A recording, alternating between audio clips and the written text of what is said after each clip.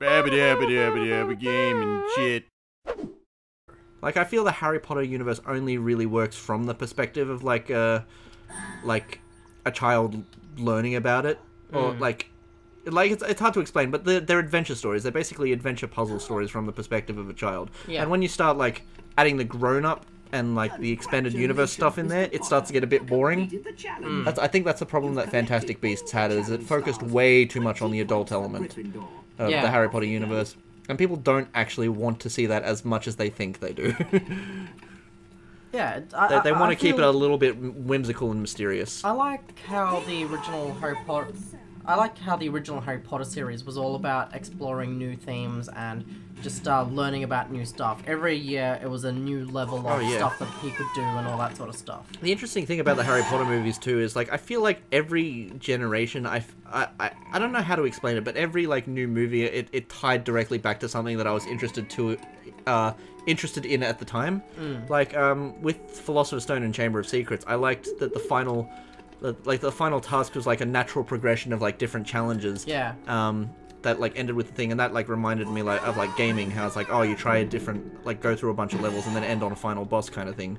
I suppose that's just, like, the movie formula. But then, like, the third movie had, like, a time travel, like, subplot, and I was really into time travel movies at the time. Yeah. And then, like, around the time that I was more into, like, mature, like, kind of tournaments and stuff like that, like, Goblet of Fire came around, and I was just like, somehow this is all tying to, like, things that I'd, like, love outside of Harry Potter, but it's in Harry Potter. Is this series reading my mind? Yeah, exactly. It's like, was this series reading my mind? Yeah. And one of the other ideas that I think would be really cool is if they came up with if they had a Harry Potter MMO where you just went through, you started off as, like, a first year, and, like, as you progress through the game, you become, like, higher year levels. I actually think that's going to be a thing soon on the Xbox One. Not so much an MMO, but it's kind of like these Harry Potter games where you're playing your own custom character. Oh my god, are they actually bringing back the puzzle platformer? Don't quote me on this, but I'm pretty sure. I really want them to bring back the puzzle platformer, because those were the best style of games. I'll look it up. It's this fucking guy. Potter game Xbox. Yeah, because my housemate, who's, like, a huge fucking Harry Potter freak, is constantly talking about how this game might be coming out. Oh, yeah, right, yeah, But he's also not a very reliable news source, because he listens to a lot of fan theories, and quotes them as real things. Wait, did Peeves... I'm not sure if that was in the original game or if I just have a glitched copy, but did Peeves just T-pose? I wasn't really looking, so I can't say. Okay, someone whoever's editing this in the future, me editing this in the future, play back that clip, because I'm pretty sure Peeves was, like, aggressively T-posing out of the room. He was trying to assert his dominance. Oh my gosh, that was hilarious. But yeah, my housemate's just constantly, like, quoting fan theories as fact from the series. Yeah, I know the type that you're talking about. Yeah, it's just like... And he calls them conspiracy theories for some reason, when they're not conspiracy theories. That's strange. Yeah. Anyway, what I was gonna say earlier is that I am really looking forward to the live-action Kim Possible movie. Now, I absolutely loved Kim Possible as a kid, so it's not like I'm some outside observer, but I found that, like, and this is, like, going into, like, unpopular opinions territory, but I find that I have a tendency to like things that, like, the rest of the internet, or, like, the entire world basically says, like, oh, if you like this thing, then, you know, you have no understanding of quality kind of thing. Like, for example, Pixels. Yeah, well, I mean, liked Pixels. I liked Pixels. It was great. And, like, I had a, in my teenage years, I had a guilty pleasure for, Big Bang Theory, for example. Not because, like, I found it to be, like, genuinely, like, thought-provoking, like, or, like, amazing comedy or anything like that, but it was something that I could, like, kind of turn my brain off and, like, I don't know, like, the Harry Potter universe is so vast, it's probably someone. It's probably one of the game creators that put a picture of himself in the game. You know, I wouldn't put it past them. It really looks like some coder. I mean, it does, but what I'm saying is that, like, there are so many, like, Harry Potter, like, expanded universe, history of witches and wizards, and, like, they will, like, reference them in passing. I'm going to name him Hubert Cumberdale. Have you seen the new Salad Fingers? No, I haven't. There's a new one? They just released the new one. Oh, man, he's been working on it for so long now. But anyway, as you were saying about the thing, Oh yeah, so well, the point that I was trying to get at is that I'm really looking forward to the Kim Possible live action movie, even though like so many people, like I have like friends on Facebook that are like so like, I don't want to say toxic, but they're like so mad about it. It doesn't look bad to me. I just, and like they're talking about how like the effects are cheap and all that sort of stuff. It's like, yeah, it's a Disney Channel original movie. It's like, it's kind of supposed to be that way in a sense. Yeah. Like the bad green screen and all that kind of stuff is like, it's part of the charm. It's part of the charm. Yeah, it's supposed to be charming. Like if they wanted to make like a really like high budget superhero movie, they wouldn't be like doing it with Kim Possible. No, Kim Possible's just stocking fillers. Yeah. It's not meant to be pleasing us hardcore nerds. I mean, if you really want like a high budget, like, you know, superhero, they're making a Black Widow movie soon. Like, can't like wait a few more years and just like, yeah. Cool. So like, if you really want that like redhead, you know, secret agent kind of like, if you really have that craving for that shit and you want like high budget special effects, just wait a few years. Like, don't like waste all your anger on a fucking kids show. You know what I mean? But like, what if Kim Possible's dealing with some really, like, heavy issues, like spying in the Cold War and shutting down the Soviet nuclear missile program? Do you think Kim Possible like went on to be like you know, on the same level as like James Bond and all that sort of stuff in her adult years? She became a crack addict. No, she just gave up the spy business? No, the spy business gave up on her. Wait, I don't think she's even a spy. I think she's just a teenager that like in the canon of the show, it was literally just like someone misspelled her name on like, because they were looking for a spy team called Team Impossible, but they ended up typing in Kim Possible, which is the website of a babysitter. Okay. Hello, Harry. I'm Neville Longbottom. And like, Neville Longbottom. How are you doing? No, they did. It was like a plot point in the episode. Oh. It's like the Kim Possible origin story. I wonder if they're going to gloss over the origin story or if it's going to be like a proper. That's one of the things I'm looking forward to. Oh, another guilty pleasure, Underdog, which was based on like an old talking dog cartoon. It's about a superhero dog. But dude, the theme song for Kim Possible was really good. It's really good, and I kind of like the remix for the new movie.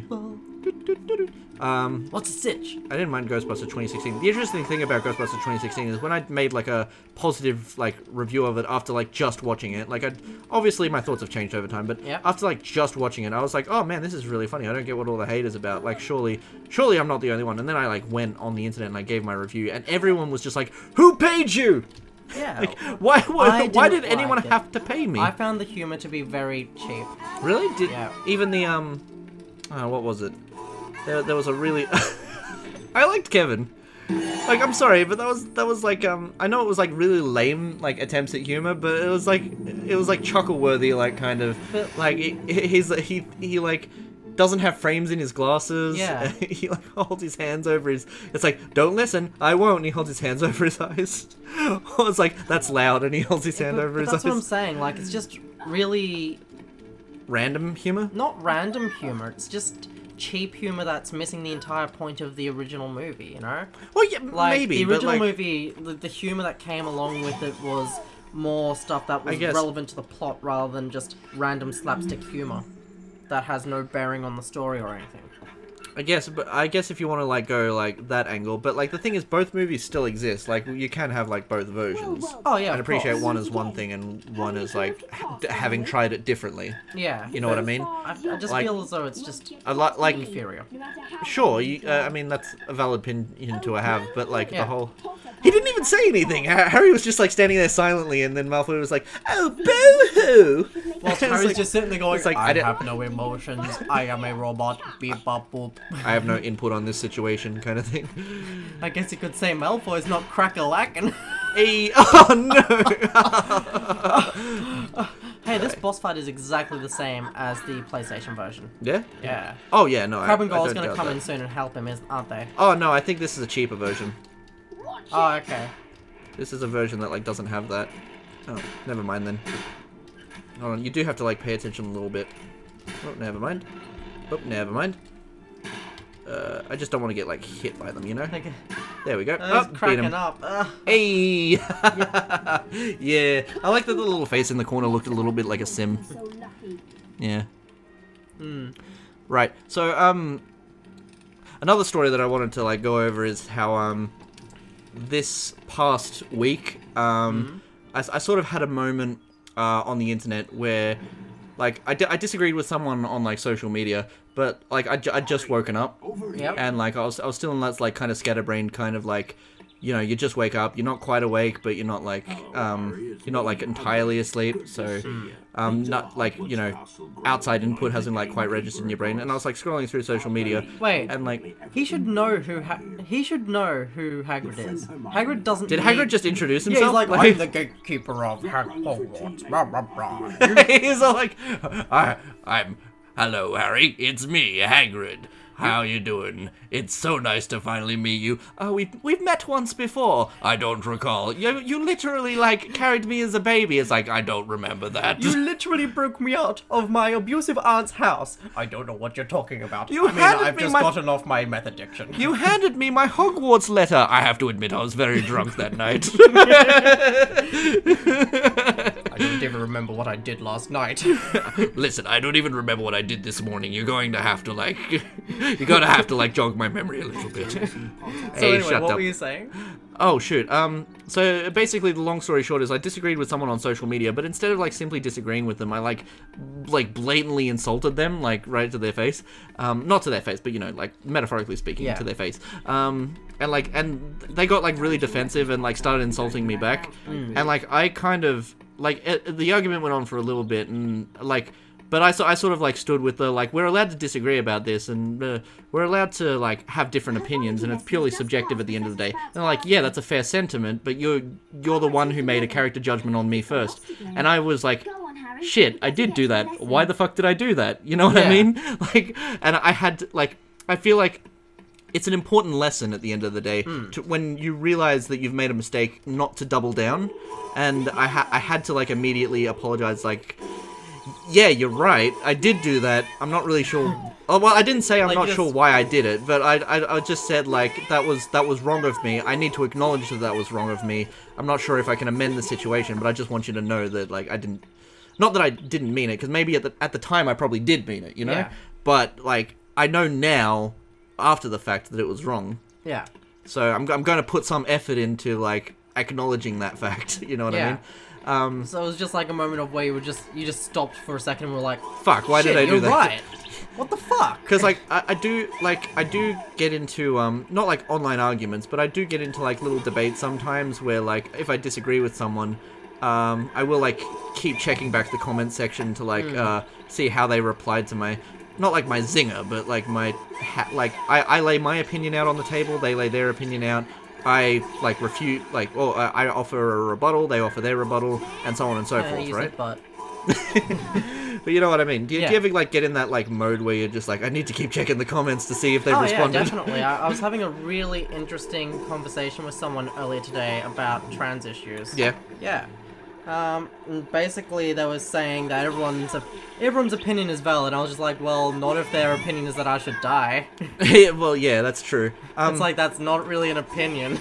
I think I did see that. And, like, what they were trying to get at is not to generalize. Yeah. But I do feel like there is a time and a place for, like, hyperbole, if that makes sense. Yeah. Like, it's not a generalization of a group, but it's making, like, a joke. So for context, what the post originally said is, it was basically a scene from Gravity Falls, where, the 13th and a half president of the United States hands Dipper a negative $10 note. Yeah. But instead of the negative $10 note, it says, cis people's opinions on transgender issues. Yeah. And Dipper's all like, this is worthless! Yeah. It's kind of an exaggeration. I don't genuinely, like, believe at the end of the day that, like, an individual's opinion on anything is, like, actually worthless. But I do agree with the premise that, like, someone who is affected directly by an issue has, not just should have more say, but, like, has more of a, not, like, more of a valid opinion, but more experience with that subject matter. But So it is important to acknowledge that fact. I kind of explained to them that I didn't feel like it was targeting all cis people, but rather the cis people who somehow found themselves, what's the word? Entitled enough to try and tell me how I should be living my life. Yeah, I guess so. I think it is a similar situation though, where it's like one person felt attacked, and it's because they thought it was like something. They thought it was intended for them, or it wasn't. But like one of the things that I don't like is when people double down with the concept of like, oh, it's not meant for you, but if you're offended by it, then it's a matter of if the shoe fits. And it's like, I mean, I do understand that to an extent, but it is kind of condescending to be like, someone misunderstood your meme and got offended by it, but like, you know, it's just a matter of like, you just need to like clear the air between the two of you. Yeah. But to make a character judgment, even an implied one, is a little, even if it's towards a cisgender person, you know what I mean? Yeah. But So like, the conversation never got heated. No, you were civil the entire time. I'm just explaining to the audience that the conversation never got heated. We were kind of just discussing the politics of it, I guess. Yeah. We get political on a show that has nothing to do with politics. Quite a lot. It happens. Yeah. Yeah, I mean, at the end of the day, I feel like this isn't a show where we just try to make jokes over video games. I feel like it's just us living our lives kind of thing. Yeah, we're just kind of chatting. Yeah, we just kind of chat about whatever. We chat about whatever. It's offensive, and we're sorry about that, but... Oh yeah, no, I never mean any of, like, the offensive jokes that I make, and if they're, like, if I feel like they could be, like, crippling to someone, or, like, could, like, be damaging, you know, to my reputation on the internet, I cut those out, but... Yeah.